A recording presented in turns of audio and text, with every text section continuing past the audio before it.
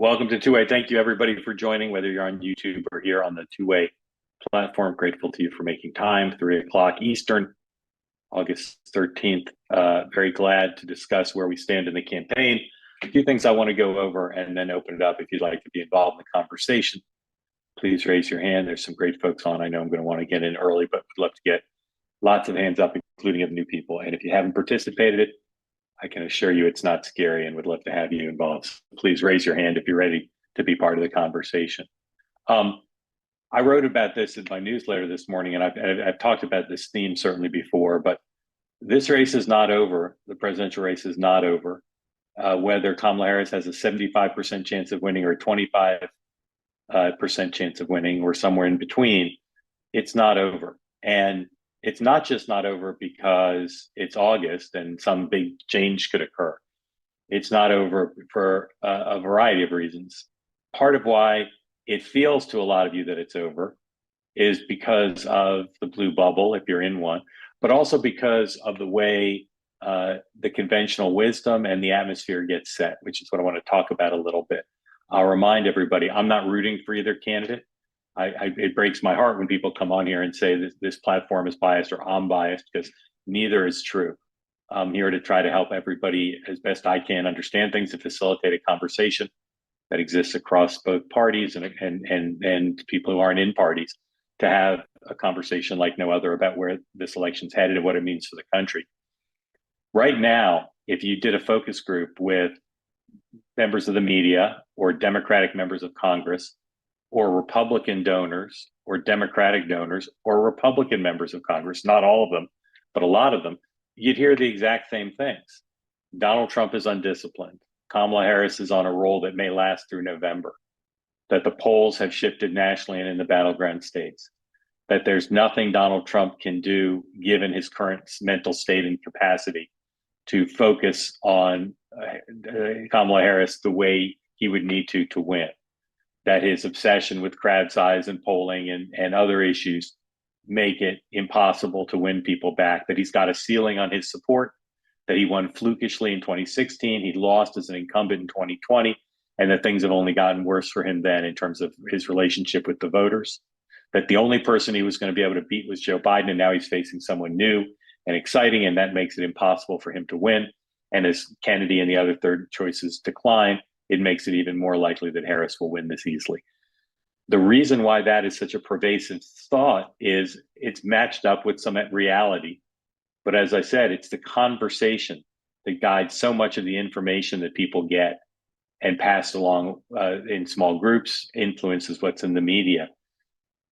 And it's super reinforced, not just because the blues think it, but a lot of the elite reds think it too.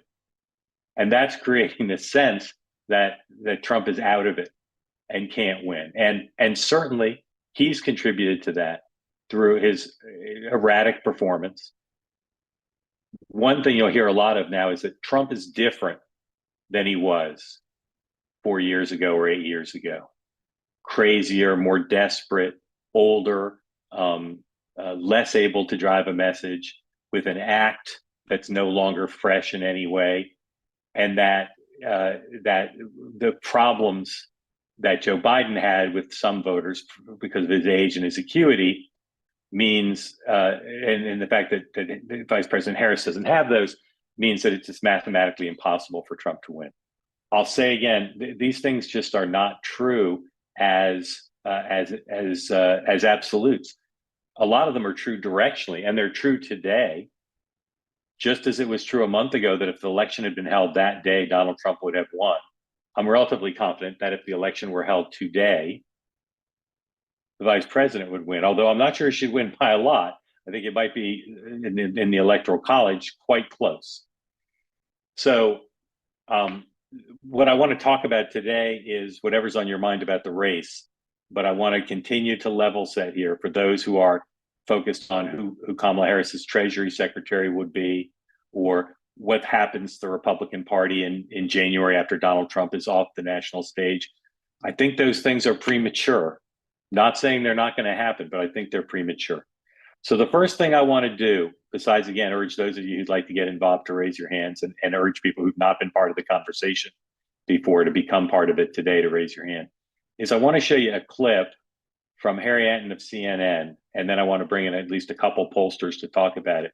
Harry's a friend of mine, and he's unusual in the dominant media in that he's both personally and institutionally has license to say what he actually thinks, and rarely, if ever, is limited in what he says by a sense of political correctness or the pressure of the dominant media to be emphatically and reflexively anti-Trump. So because Harry does that, he often gets clips of his often get shown in conservative media, and they say even CNN is saying, you know, this bad thing for the Democrats. But that's, again, credit to Harry for honesty and for rigor. I don't always agree with his analysis of data, but that happens in the world. And I don't mean that as a hedge against my praise for him. I'm just saying, I just want to be clear. Like, don't ask me to defend everything Harry says just as he wouldn't defend everything I say. But in general, he's very careful and he looks at historical data. So I want to show you this clip of Harry. We'll take it full. Everybody can watch it. You can read the tweet that summarizes it. Language above this video embedded in the tweet, and then I want to bring in Celinda Lake and Seltzer, and then if we've got another pollster on, I don't know about yet that person too, to sort of kick around what Harry said. Okay, roll the tape. I want to take a step back and sort of point out we've kind of been here before. So August 13th, how far were the polls off in Michigan, Pennsylvania, in Wisconsin? And this is in 2016 and 2020. Trump was estimated both times around and by significant margins. Take a look here. In 2016, the average poll in those states that I mentioned, those Great Lake battleground states, Trump was underestimated by 9 points on average at this point in 2016. How about 2020? It wasn't a one-off. Look at this. He was underestimated by 5 points on average. And, of course, Kamala Harris's advantage in those New York Times Siena College polls were 4 points in each of these key battleground states, Michigan, Pennsylvania, Wisconsin. The bottom line is this. If you have any idea, if you're a Kamala Harris fan and you want to rip open the champagne bottle, pop that cork, do not do it. Donald Trump is very much in this race. If we have a polling shift like we've seen in prior years from now until the final result, Donald Trump would actually win. I'm not saying that's going to happen, but I am saying that he is very much in this ballgame based upon where he is right now and compare that to where he was in prior years. We certainly heard the Harris campaign saying we have to keep fighting. Absolutely. This is definitely not over. All right. Let's talk about enthusiasm and how that translates actually. We are quite a ways out, again, 3 months about.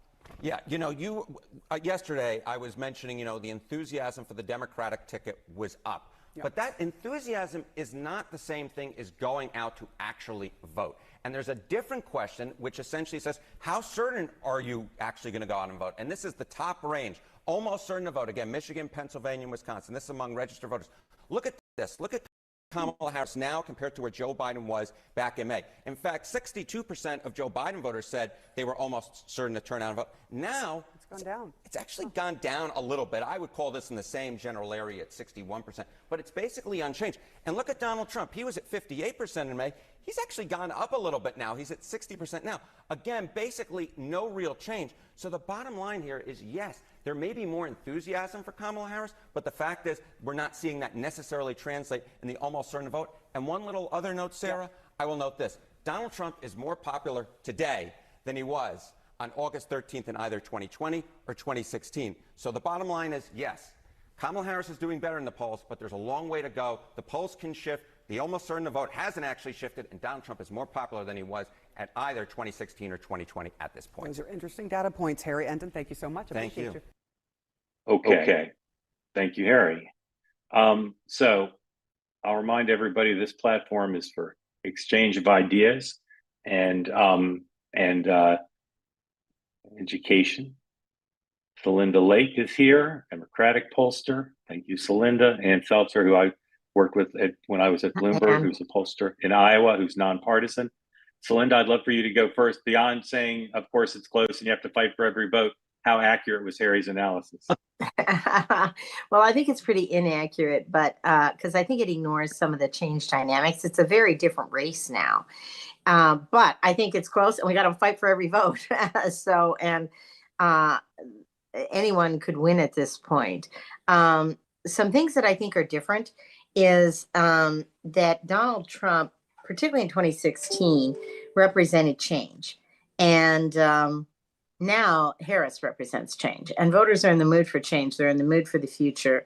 And one of the strongest themes is freedom and future. One of the strongest themes is we have a choice of two fundamentally different futures, one that goes backward, one that goes forward, one that has freedom, one that takes away your freedom. So, we're running in some ways on the terrain that Donald Trump was running on at first. The second thing is anyone who tells you that they know what the turnout is, except Ann. If Ann says she knows what the turnout is going to be, then I completely trust it. But anybody else tells you what the turnout is, they're crazy and they have no idea. And both candidates mobilized their vote, and Trump has some real strength with voters who have never voted before. That's why the polls often get surprised. Not Ann's polls, because they're always accurate, but the pollsters often get surprised because it's really hard to figure out the turnout. We were having some real turnout problems, and now those are, our voters are as enthusiastic as their voters. But there'll be a hidden Trump vote, and he will mobilize some people that aren't in our polls today. I hope we will mobilize some people that aren't in our polls today, too. And then finally, the key swing vote, I think, but I'll be really interested in what Ann has to say, is older white non-college women. These are tough for a women candidate. These are tough for a woman of color. They are very concerned about the economy. They don't like Donald Trump personally. And so it's really hard. They're low information. They know Trump pretty well. They don't know Harris at all. So in some ways, it's a bit of a fight to define Harris between the Trump campaign and our campaign. And all I can say is, God, I hope the Trump campaign keeps doing what it's doing, because they are creating the victory as much as we are creating the victory. If they ever got on message and got focused, they would be far more dangerous than they are today. But Ann, I can't wait to hear what you have to say. So Linda, I've got a million follow-ups for you, but I want to let Ann do a big overview. And I'll just say, we worked really hard to get a Republican pollster, including for the Trump campaign. They just, the scheduling didn't allow them to be here. But please don't take the presence of these two to mean that we're not interested in what the Trump campaign thinks. We are. Ann. Well, a couple of things. So that was my first seeing of the clip here, and so I just made a couple of notes.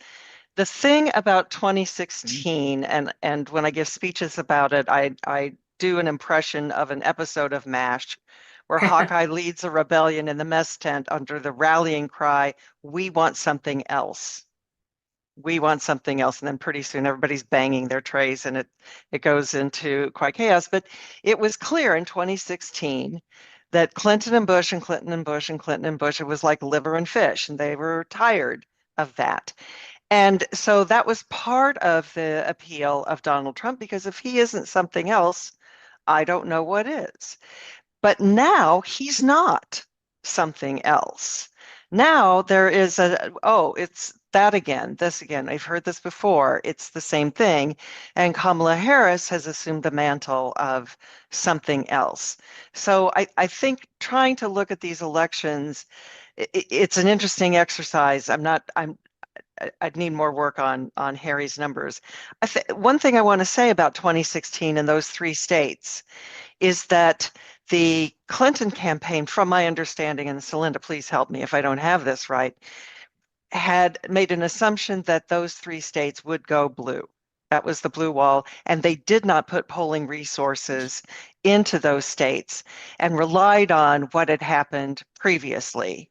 And the public polling that was released in those polls, this is a methodological thing, were mostly based, and this is in the early days, of panels. So people who volunteered to be polled, and I have some methodological questions about whether that gives you a very good read on that, or whether it just confirms what the state had done before. So there was just a huge flaw there. The thing I think Celinda and I would agree on is that the recruitment of new voters will go until the very end. And what you're seeing in the polling that Harry was showing is people who are already registered to vote. And so it's not like likely voters, which is the way we go, which is we call people who random digit dial, and whether they're currently registered or not, if they say they will definitely vote, that's a likely voter to us. And I know there are people who quibble with that, but it means that you're not really getting a cross section of the future electorate. You're getting a cross section of the electorate that is eligible to vote today. So there's a little bit of slippage there. As for older white women, I wish I had some crosstab data to look at exactly that. I think Celinda's right on in identifying that group. We need some robust work there. Celinda, when you say your side's the candidate have changed now, is that data driven or is that just rhetoric and image driven? I'm sorry, you need to unmute again. Are you asserted that the vice president's the candidate of change? She's the part of the incumbent administration, so there's at least some argument to say she's not the change candidate. There you go. There you go. Oh, well, yeah, but that's data driven and that was one thing I was worried about, that so good news, bad news. Nobody knew what she did. Nobody knows what Biden did, which is everlasting frustration. And we will have lots of Zooms on that with lots of alcohol, I hope. But that said, people, don't usually have independent images of vice presidents. Vice presidents and presidents merge. And the most difference, the University of Michigan studies have shown that a vice president makes us 2%. So two things could have happened. She could have come in and everybody said, it's a Biden-Harris administration. They did the same thing. They believe the same things. Actually, what has been the greatest gift from the goddess is that people thought, I don't know what she did. I know what she stands for. She doesn't seem at all like Biden. I presume she could have some different policies. And they've given her a great benefit of the doubt. And then, to use a really trite, overused word, but the vibe has been so different that people continue in their thought to think that she could have very different policies. I'm eager to hear. And 60% of the voters, most important number I can tell you, two most important numbers I can tell you. The two candidates today are even on the economy. We have never won a presidential election when we haven't been even or ahead on the economy. We were even at the end in 2020. So very important number. And 60% of the voters say they think that her economic policies may be different than Biden's economic policies. Now, they also don't know what Biden's economic policies are. 60% of the voters say, I don't know what Biden's economic plan is. And do you just want to kill yourself over that if you're a Democrat? Yes. But she has a great opportunity to define herself. And this is why I'm really surprised that Trump is not aggressively laying out the contrast of vision here. And every day he doesn't do that, he gives her more room to define herself. And voters think she's changed and they're eager to hear. There is also, and I love Anne's comments on this because she and I were, when we were in kindergarten, we were two of the original scholars on the gender gap. We were very precocious then. I think we could have a record gender gap because the difference between men and women on her, and women are like not having it. And they really dislike the disrespectful tone. And they want to give her a chance. Men are more, well, I don't know if she's qualified. I don't know if she can run the economy. So I think you could have a record gender gap. But has this opportunity to be changing new. She's communicating that by the nature of her campaign. And she has fresh new ideas. Is there data on commander-in-chief and whether people see her as ready to be commander-in-chief? There is. It depends on the dimension. And I don't know what your ascension. I don't think there's been too much in-depth work on this. It depends on the dimension that you do. Like if you use strong, people tend to think Trump has the advantage. But strong can have a downside to it too. And strong has a very gendered component.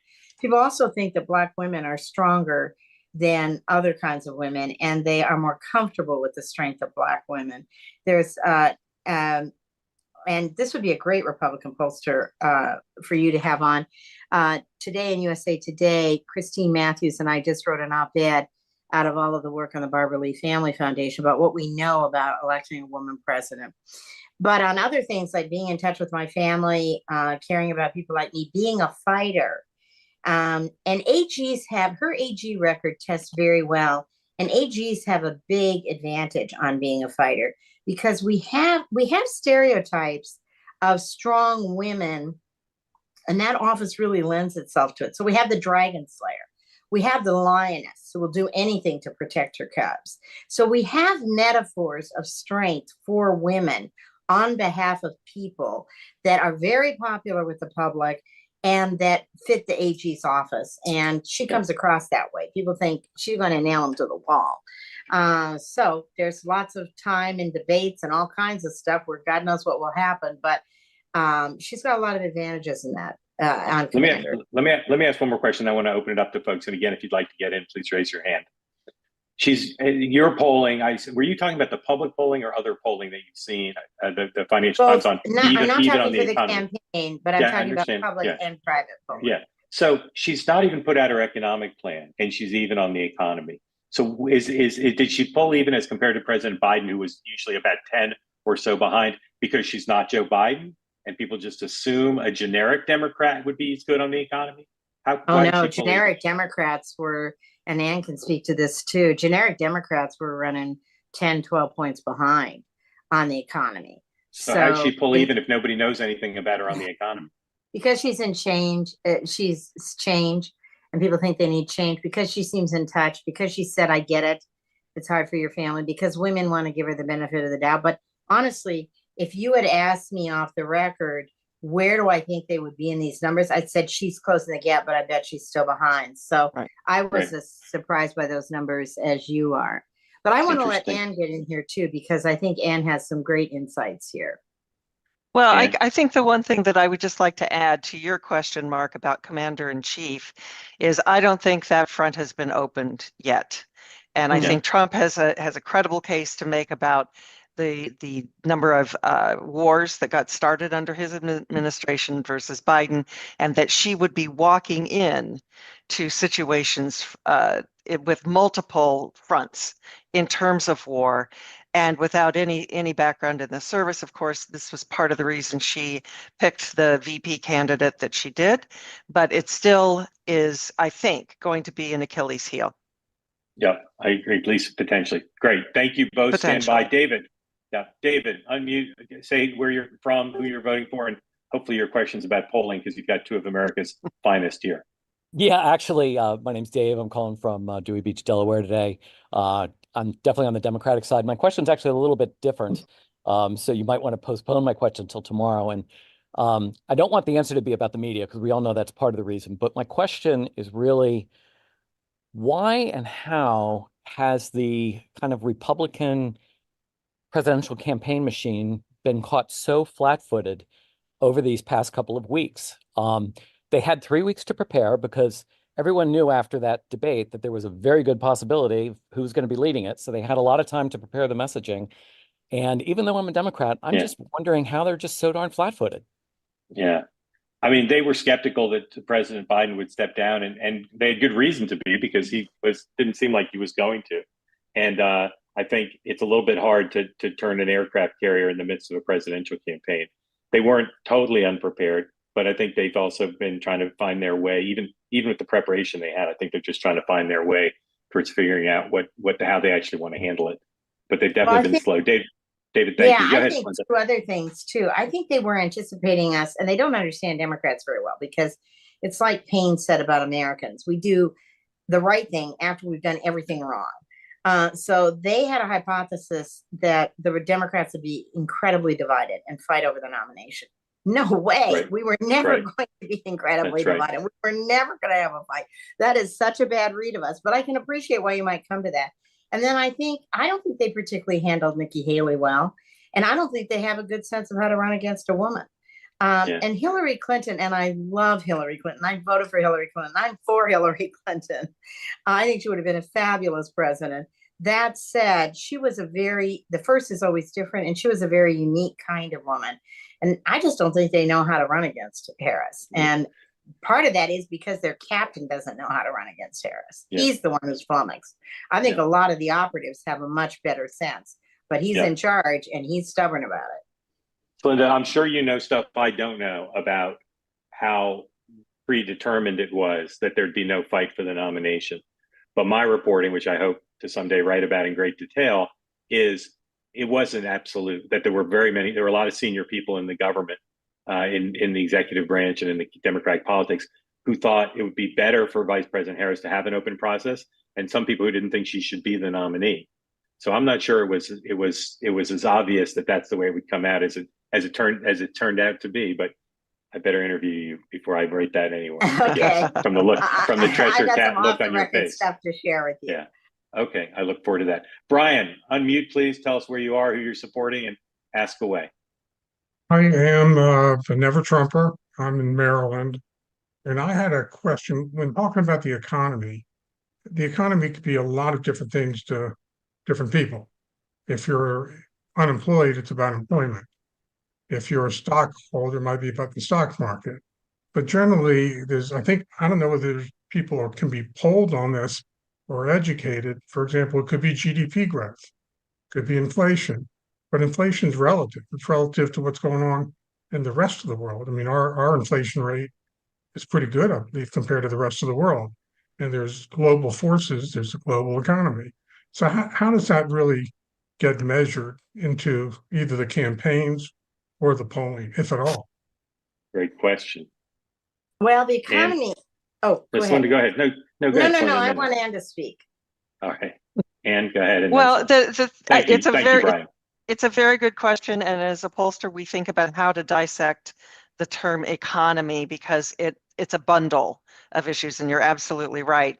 And my sense is from focus groups as well as polling is that you're right. There are some people who follow the GDP, and that guides what they think is going on, and same with the stock market, perhaps with their own portfolio.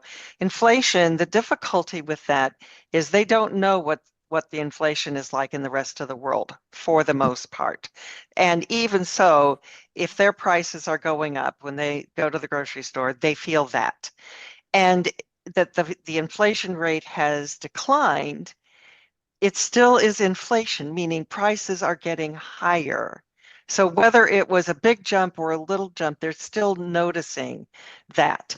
So I think for most, I would speculate, it comes down to what's your personal feeling about it. So I think you're absolutely right about that. I think that you're right and wrong. I mean, I think that everyone is focused on rising prices, honestly, and they're focused on the economy that they experience. I have never, ever, and I don't know, Ann, if you've had a different experience, I'd love to meet the Iowa voter. Maybe an Iowa voter would do this. I have never I do hundreds of focus groups a year. I have never once had a focus group respond and said, boy, I hope the GDP goes up so my family can do better. Macroeconomics is not where it's at, and particularly for these late deciding non-college educated voters. They're interested at what shows up at their kitchen table.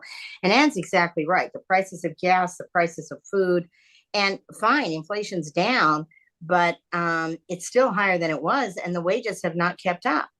And people are, they have very vivid examples. They will name the price of things. Like one Latino voter said, what difference does it make if I make $15 an hour if skirt steaks cost $14 a pound? Women will cite the price of eggs and milk.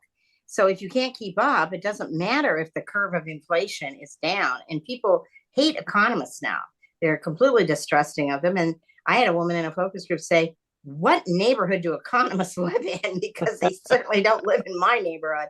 So this macroeconomics, which the administration held on to way too long, means nothing to the voters.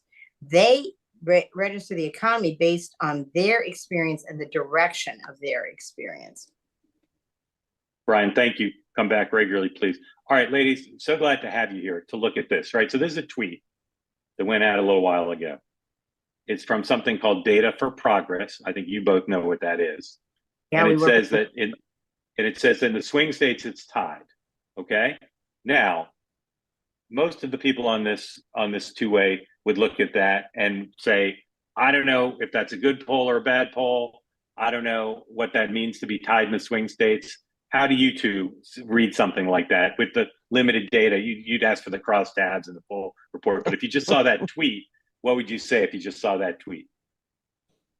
And well, my first question is always when I see swing state polls where they've combined responses across 4 states is how do they allocate the sample? So it is an equal sample across those 6, 7, 8 states, or is it proportionate to their population? Because if it's equal across those states and they just added them all together, that's not a meaningful universe. So I'm always skeptical about that they're showing equal.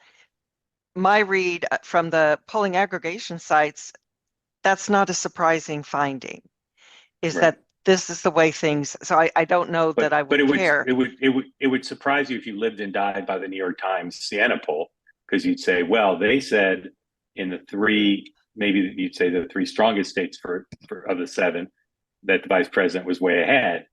In this Way case, ahead. No, a couple of points ahead. well, I mean, 4 ahead. well, that's a way couple ahead. of points. That Well, isn't. That's the problem with the media. You get a 2-point shift, and now all of a sudden it's a landslide. Well, I didn't Respectfully, say Mark. I didn't say 2 point slip. It's 2 points shift, and I spent the first 5 minutes of this session saying people should stop saying the race is over. So, Well, you're right, and they're wrong. I'm not overreading the poll. I'm just saying that I'm just putting myself in the mindset of the people who overreact and say, if you live and die by the New York Times, you say, well, she's up in those three. How could she be tied? I'm trying to demystify the oversimplification. Yeah, it's all every within poll margin is. of error. Every poll is within a margin of error. Every poll's within margin of error. It's a very tight race. You'd obviously rather be 2 points up or 4 points up than 2 points down or 4 points down. But this overreading of the polls, and not you are a very thoughtful commentator, but I must say, we need accountability with the media. This is getting ridiculous, where small changes on small subsamples are being reported as huge shifts. And I'm getting to the point, although it would be illegal because of free speech, we shouldn't have any polls reported publicly for the last 2 months. It's getting ridiculous. I'd support that. This is very misleading. Very misleading. All right. Let's bring in one of our favorite voices, Katie and from Mark, Louisiana. I'm going to have to get off in maybe 5 Slenda, minutes. you're right. I've lost track of time. All right, so stay for Katie, because I don't know if you've been on with Katie. I will stay for Katie because I love Katie. She's extremely thoughtful, and she's always got at least one kid with her. Katie, what's on your mind? Well, thank you for calling on me. I actually had a question for Celinda before she left, because I heard her say that Kamala was the change agent candidate, which I agree in as a candidate. Like, I think she is, a force. I think she's positive. I think she brings a lot that's different. But I kind of I would like to know what Celinda says about her being a change agent, like policy wise, because if you are, she was part of the administration that just ended or is ending. So how do you get qualified as the change agent when anything that you're running on, like, why couldn't you have done that the last 4 years? Like, when she says I can, like taking the taxes off the tips, for instance, how come, we didn't have that idea proposed, within the last 4 years, or any of the things that she's throwing out there but not responding to. So I just kind of wanted to see what your thoughts were on that. Yeah, thank you, in Katie. regards to the presentation. It's a really good question. And honestly, I wouldn't have expected it to be operating as much as it is. But people think it wasn't her policy, it was the president's policy. So maybe she agreed with it, maybe she didn't. They also think of her as, just demographically very different. Her life experience is different. Her offices are different. She's less a creature of Washington. She was an AG. She's a woman. She's younger. People think she's a lot younger than she is, actually. That she is a woman of color, and they just think she might have very different ideas. I'm willing to give her the benefit of the doubt. I don't assume. And then it's hampered because people don't. What's really frustrating, and we can revisit it when we don't have 86 or 85 days left or whatever the heck we have left. Democratic policies, for the most part, are very popular. Voters think Democrats haven't done these policies. And then they also have some indicators that they think are very different. So she's so much more comfortable and embodies abortion so much more comfortably that women will point to that. They will say, look at, she's been talking about abortion. She's totally comfortable. She's lost her rights too. If she lived in Arizona, she wouldn't be able to get an abortion any better than I could get an abortion. So people think the couple of policies that they know her standing for, they think she's had different positions, in part because it's such a vacuum. And that's why my parting remark would be that it's a race to define her. And I think it's every day is a great day when Donald Trump is distracting people with his antics rather than defining himself in the contrast with her. And his team must be absolutely pulling out their hair that he can't be more disciplined in doing that. I completely agree with that. Flinda, I couldn't be more grateful to you for making time. I look Thank forward you. to I'm our sorry, private, Thank you. our private And conversation I about. learn every time I hear from you. Thank you so much. Thank Good to you, see you. Celinda. Great to see you. And thank you also. Stick around. You're welcome to chime back in, but I'll give you the break as you were drafted unconscripted without permission. And grateful to you, Katie, as always. Thank you for the question. All right, let's bring some more folks in. You can keep asking about polling if you want, or ask whatever you want. Terry, bring you in, ask you to tell us where you're from, who you're supporting, and what's on your mind. Hi, Mark. Thanks for the platform. I'm from Connecticut with a little bit of time in Florida. I'm one of those people who swore that this time around I wouldn't vote against someone. I'd vote for someone. And I'm still struggling with that. Who'd you vote for in 16 and 20, Terry? I voted for Trump in 16, and I voted for Biden in 20 with some big remorse early out. And at this point, are you leaning anyway, or? I'm now, I would say if I'm leaning at all, it's just a slight lean towards Trump. But I'm really, I'm frustrated. I wish we had someone I could. Yeah. Let's accentuate. I want to be behind. Yep. Let's accentuate the positive. The positive for a second. What's the most appealing thing about Trump and the most appealing thing about Harris in terms of voting for them? You know, the ladies today, and I appreciate their time too, because it's great to have women's perspectives in your chats. But it's important that we know that Trump is not the same old thing. It's the thing that most Americans would like to get back to if you're talking about a closed border, if you're talking about a better economy, if you're talking about cheaper everything. It's not just one or two things. We're struggling with all things being expensive. So I think that's the reason to vote for Trump is you think he can better handle inflation. Is that absolutely? And what's the most attractive thing about the vice president as a president? Gosh, I'm struggling. I just don't think she's prepared for this. And one of the things, and this is what I wanted to mention. Actually, I have two questions, if you don't mind. Sure, of course. And she has spent 6 months or better, maybe a year, touring the country in support of women's rights, which is hugely important to all women. And I'm grateful for that. But yet she has absolutely nothing to say about the terrible situations where women are being raped and murdered in some cases by people coming over the border in the wrong way. So I wonder, as a prosecutor, she should be speaking up and saying these are unacceptable things that are happening. They're targeting women. And I'm shocked and appalled that no one has called her out on this yet, and that she hasn't made it part of her own platform on her own. It's egregious. Yeah, Terry, that's a really strong point. A really strong point. I'll just ask you to take it a step further. Why do you think she wouldn't speak out about that? Why would she? I'm sorry, I didn't hear you. No, why wouldn't she? Why hasn't she is my question. Yeah, I'm asking you, do you have any speculation as to why she wouldn't speak out? Of course. She's been saying for 3 years that the border is secure. It's not secure. It's just not. Yeah. Terry, let me ask you one more question, then I want you to ask your other question or make your other point. It sounds like you don't think she's qualified, and that you think Trump would deal with inflation and immigration, two issues that are clearly important to you. So maybe the answer is obvious, but why isn't it easy for you to just say you'd vote for Trump? Because of the way he conducts himself. Execution in the job in the Oval Office, I think he gets a very strong mark for me. But if he, as most of my women friends who are also struggling with this election choice, if only he'd just shut his mouth and do the job. And if only on January 6th he had gotten out of his chair and said, "You're doing more harm than good, everyone at the Capitol. Go home, please. This is not what I intended." And that's the way most women feel that I know that are struggling. If Yeah. only he had a better conduct message for us. Who do you think is going to win the election and why, Terry? I love the clip that you showed from CNN where I guess Trump is being underestimated a bit. I do agree it's very close now. I don't know. I wouldn't be surprised if either thing happens.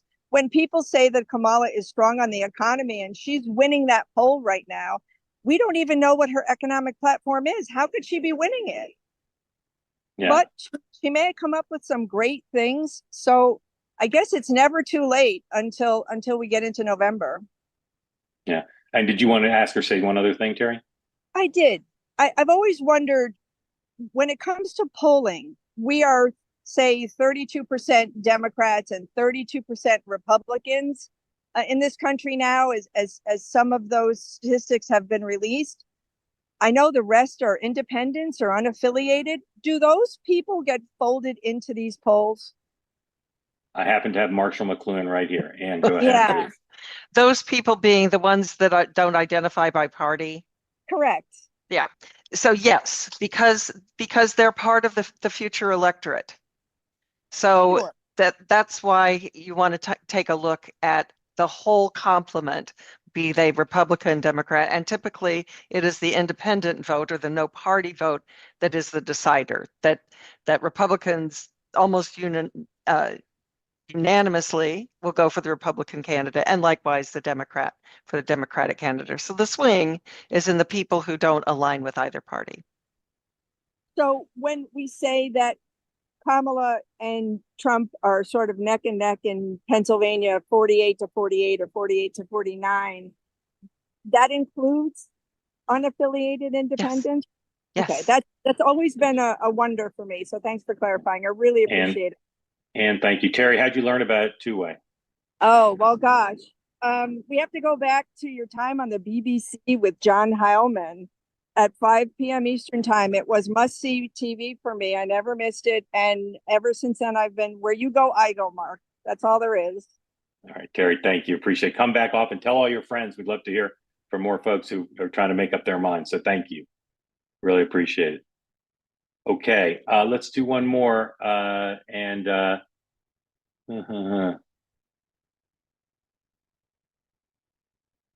Don't really like to go a day without hearing from our Georgia correspondent, Mr. Simmons. Floor is yours, Mr. sir. Halperin. Go So ahead. I want to quickly say, first of all, these people are not independent. If you were to ask them who they voted for recently, you would see a pattern. They're not really independent.